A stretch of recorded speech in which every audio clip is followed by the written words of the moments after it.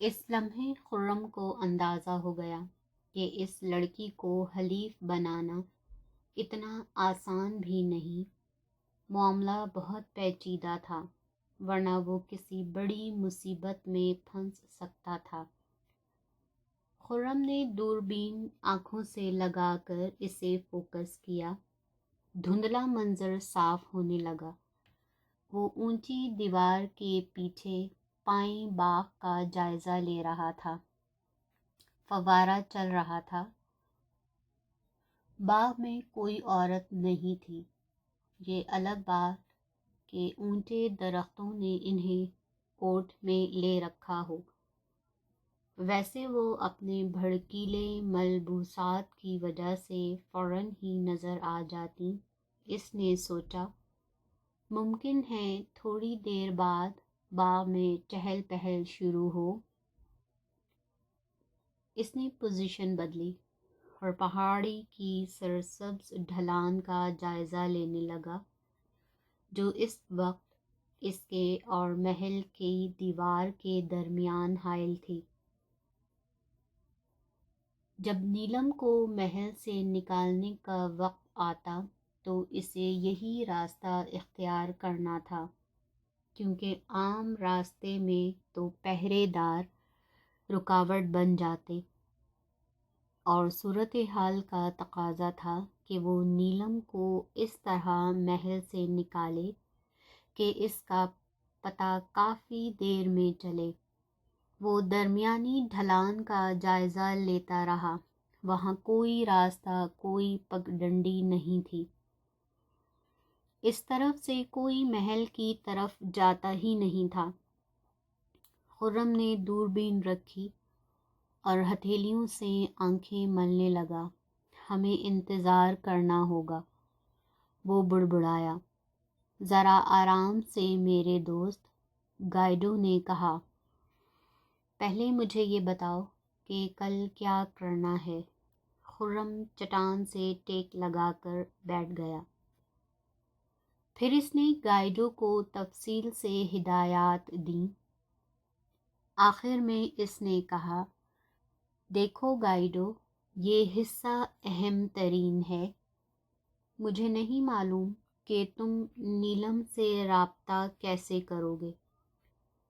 رقعہ دینے کا خطرہ تو مول لیا نہیں جا سکتا، لیکن تمہیں کسی طرح اسے یہ بتانا ہے کہ ہم اسے محل سے نکالنے کی کوشش کر رہے ہیں، اور اسے محل کے اس طرف نظر رکھنا ہوگی، اور جیسے ہی میری طرف سے پیغام ملے، کیسے بھی ہو، اسے بغیر کسی جھجک کے اس کے مطابق عمل کرنا ہوگا۔ یہ میں اسے گا کر بتا دوں گا، گائیڈو نے پرمزاح لہجے میں کہا۔ یہی سب سے اچھی صورت ہے، خرم نے تیزی سے کہا، اور خدا کے لیے انگریزی زبان میں گانا، اطالوی میں نہیں۔ تم نے مجھے دکھ پہنچایا ہے دوست، گائیڈو نے زخمی لہجے میں کہا۔ اطالوی زبان محبت کرنے والوں کی زبان ہے۔ مجھے جو شاہی تحفہ ملا ہے، اب تو وہ ابھی اطالوی کچھ کچھ سمجھنے لگا ہے۔ اور ہاں، ایک بات اور، جانزون نے مجھے تمہارے لیے پیغام دیا تھا۔ وہ صبح یہاں آئے گا اور تم سے ملاقات کرے گا۔ حیرت ہے، وہ کیا چاہتا ہے مجھ سے؟ خرم نے ایک بار پھر دوربین آنکھوں سے لگا کر پائیں باغ کا جائزہ لیا۔ دیوار کی بلندی 10 سے 12 فٹ تک تھی، اور نیچے جنگل کے درختوں تک دیوار کے اوپر سے 50 فٹ کے قریب فاصلہ ہوگا۔ اسے طے کرنے کے لیے رسی اور آنکڑا ضروری تھا۔ اندر داخل ہونے کی نسبت باہر نکلنا آسان تھا۔ اندر ایک بڑا درخت تھا جس کی شاخیں موٹی تھیں اور اتنی نیچی تھیں کہ باغ کی سطح تک جھکی ہوئی تھیں۔ اچانک خرم کو باغ میں رنگوں کا جھماکا سا نظر آیا۔ ایک لمحے بعد رنگ نمایاں ہوئے۔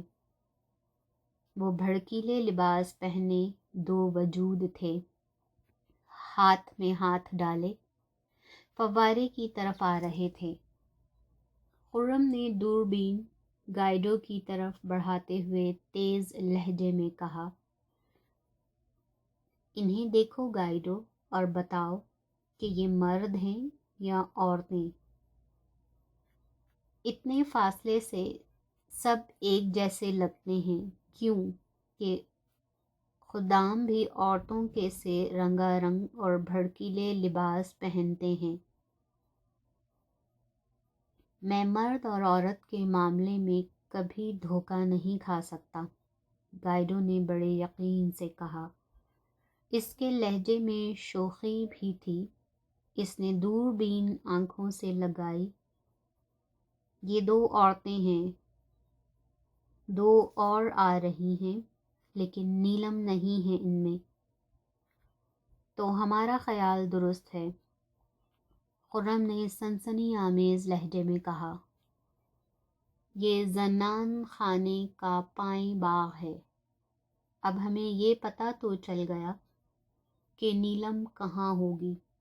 وہ دیر تک باری باری دوربین سے پائیں باغ کو کھنگالتے رہے۔ عورتیں آتی جاتی رہیں، لیکن انہیں ایک بار بھی نیلم نظر نہیں آئی۔ کافی دیر ہو گئی تو وہ کیمپ کی طرف واپس چل دیے۔ اس رات کھانے کے بعد میر نہا آ گیا۔ مائیکل نے معنی خیز نگاہوں سے خرم کو دیکھا اور اپنا پائپ بھرتا ہوا ہٹ سے چلا گیا۔ دونوں لڑکیاں بیڈ پر بیٹھی متجسس نگاہوں سے خرم اور میر نہا کو دیکھتی رہیں۔ میر نہا نے جواہرات میز پر لیمپ کی روشنی میں بکھیر دیے۔ خرم نے پلٹ پلٹ کر پتھروں کو دیکھا۔ پتھر بے حد خوبصورت تھے، لیکن خرم نے اپنے انداز سے دلچسپی ظاہر نہ ہونے دی۔ اس نے بے پرواہی سے پوچھا، ان کی کیا قیمت ہوگی؟ میر نہا نے دانت نکالتے ہوئے کہا، 300 گیلن مناسب رہے گی، یعنی 30 ڈرم۔ 300؟ خرم نے کہا لگاتے ہوئے پتھروں کو اس کی طرف دھکیل دیا۔ تم مجھے بے وقوف سمجھتے ہو؟ چلیے 20 ڈرم ہی سہی، 15 پر بن سکتی ہے بات۔ میں نے کہا، بن سکتی ہے؟ خرم نے تنبیہی انداز میں انگلی اٹھاتے ہوئے کہا، اس لیے کہ اس کام میں خطرہ ہے۔ رابن کو پتہ چل گیا تو ہم دونوں ہی مارے جائیں گے۔ میرا روزگار جاتا رہے گا اور تم منافع اور فیول دونوں سے محروم ہو جاؤ گے۔ 10 گیلن کا ایک ڈرم ہے۔ اس طرح لے جا سکو گے کہ کسی کو پتہ بھی نہ چلے، جبکہ رابن خود جہاز پر موجود ہوگا۔ میں رات کے وقت لے جا سکتا ہوں؟ ناممکن۔ ڈرلنگ شروع ہو گئی تو کون جانے رات کو کتنی دیر تک کام ہوا کرے۔ ایک یہ صورت ہے اس کی، اپنی بوٹ کو بندرگاہ سے ہٹاؤ اور کسی کھاڑی میں رکھو، پھر رات کو کسی وقت آؤ اور 1-2 ڈرم لے جاؤ، اور یہ بھی ہر روز ممکن نہیں۔ ڈرلنگ شروع ہونے کے بعد ہماری موٹریں دن رات چلا کریں گی میں نہیں چاہتا کہ فیول کے ڈرم کم ہوتے محسوس ہوں۔ میر نہا خوش نہیں ہوا۔ ان جواہرات کے بدلے صرف 15 ڈرم؟ تم بھی جانتے ہو اور میں بھی کہ اس میں کم منافع نہیں ہوگا تمہیں۔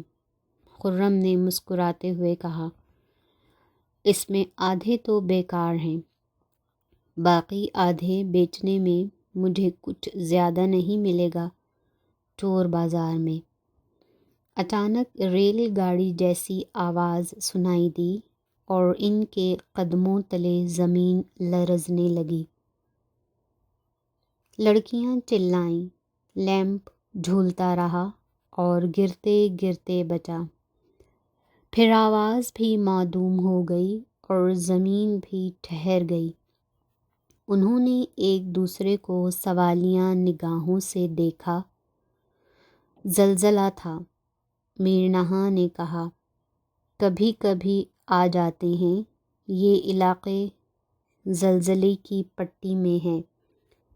اس نے ہونٹوں پر زبان پھیری اور کچھ توقف کے بعد کہا، کبھی تو مجھے ایسا لگتا ہے کہ آتش فشاں جاگے گا اور ہم سب کو جہنم میں پہنچا دے گا۔ بہت رجعیت ہے تمہاری اس سوچ میں، خرم نے طنز کیا۔ پھر وہ دروازے تک گیا۔ باہر تاریکی تھی۔ مائیکل، تم خیریت سے ہو؟ اس نے پکارا۔ میں خیریت سے ہوں اور میرے خیال میں فریم ورک کو بھی کوئی نقصان نہیں پہنچا ہے۔ صبح اچھی طرح چیک کریں گے، مائیکل نے جواب دیا۔ واقعی اچھا انجینئر ہے، خرم نے تلخی سے سوچا۔ انجنوں کے بارے میں ایسے سوچتا ہے جیسے وہ اس کی اولاد ہوں۔ وہ پلٹ کر نیچے گرے ہوئے قیمتی پتھر سمیٹنے لگا۔ کل، میر نہا نے بے تابی سے کہا، میں کل اپنی بوٹ کو کسی کھاڑی میں لے جاؤں گا، پھر ہم بزنس شروع کر دیں گے۔ ٹھیک ہے، لیکن یاد رکھنا میں اس سلسلے میں بہت تیز نہیں بھاگوں گا۔ تھوڑا تھوڑا کر کے فیول، اور اگر تیل نکل آیا تو صورتحال اور بہتر ہو سکتی ہے۔ میر نہا پر امید لہجے میں کہا، ہاں، ایسا ہو گیا تو میں تمہیں تیل میں نہلا دوں گا۔ خرم نے خوش دلی سے کہا۔ اگلا دن بے حد طویل تھا۔ خرم تندہی سے کام میں مصروف رہا۔ اس نے نیلم کے بارے میں سوچنے سے گریز کیا، لیکن ہر لمحے وہ یہ سوچتا رہا کہ گائیڈو محل میں کیا کر رہا ہوگا۔ دوپہر میں اس نے کافی کے ساتھ صرف پاپے کھائے اور صرف 20 منٹ کے بعد واپس کام پر آ گیا۔ 3 بجے کے قریب جانزون اس سے ملنے آیا۔ خرم اسے سنسان گوشے میں لے گیا اور درخت کے لٹھے کی طرف اشارہ کیا، بیٹھو، لو سگریٹ پیو۔ جانزون کا چہرہ سرخ ہو رہا تھا اور وہ پسینے میں نہایا ہوا تھا۔ میں نے وعدے کے مطابق بہت سوچا ہے نواز، اور اس نتیجے پر پہنچا ہوں کہ ہم مل کر ساتھ چل سکتے ہیں۔ آفر کیا ہے تمہاری؟ ہم پارٹنرشپ میں کام کریں گے اور رابن کو راستے سے ہٹا دیں گے۔ اس کی موت کے بعد 50-50۔ یہ تمہارا ہی آئیڈیا تھا، یاد ہے؟ خرم ہنسنے لگا، ہنستا چلا گیا۔ جانزون نے غصے اور الجھن سے اسے دیکھا۔ اگر اس میں کوئی مذاق کا پہلو نکلتا ہے تو مجھے بھی بتاؤ، مجھے بھی ہنسنا آتا ہے۔ اس کے لہجے میں برہمی تھی۔ ہاں جانزون، تم لطیفہ بن گئے ہو۔ کیسے؟ یہی تجویز میرے سامنے رابن نے بھی رکھی ہے کہ میں اور وہ مل کر تمہیں راستے سے ہٹا دیں۔ جانزون کا چہرہ سوکھ گیا اور نگاہوں سے خوف جھلکنے لگا۔ وہ ایک جہاز کا کیپٹن تھا، جاندار تھا، لیکن اندر سے وہ بزدل آدمی تھا۔ اس نے لرزیدہ آواز سے پوچھا، سچ کہہ رہے ہو تم؟ ہاں، اس نے کہا ہے کہ میں تمہیں قتل کر دوں۔ خرم نے سرد لہجے میں کہا، تمہاری موت کے بعد تمہارا حصہ مجھے مل جائے گا، لیکن تم پر اس اعتبار نہیں کر سکتے۔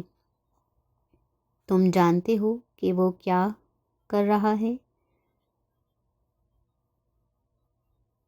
وہ بیک وقت ہم دونوں سے چھٹکارا پا لے گا۔ ہم دونوں ایک دوسرے کو ختم کر دیں گے۔ آخر میں سب کچھ اس کا۔ میں یہ بھی جانتا ہوں، خرم نے تلخ لہجے میں کہا، لیکن مجھے اپنا خیال رکھنا خوب آتا ہے۔ میرے لیے تو یہ شروع ہی سے زندگی اور موت کا کھیل ہے۔ اسی لیے میں تمہیں اور رابن کو اپنا ساتھ نہیں دے سکتا۔ میں آزاد ہی بھلا۔ خرم کے ہونٹ بنچ گئے اور آنکھوں میں سختی جھلکنے لگی۔ 2 دن پہلے میں تمہیں دوست بنا سکتا تھا، لیکن اب یہ ممکن نہیں۔ تم جانتے تھے کہ وہ نیلم کے ساتھ کیا کرنے والا ہے، لیکن تم نے مجھے نہیں بتایا۔ تم نے اس ظلم کے خلاف کوئی آواز بلند نہیں کی۔ اب لطیفہ یہ ہے کہ تمہیں یہ بھی نہیں معلوم کہ تم پر گولی کون چلائے گا، میں یا رابن۔ اب تم فوراً میرے کیمپ کی حدود سے نکل جاؤ، ہم بہت مصروف ہیں۔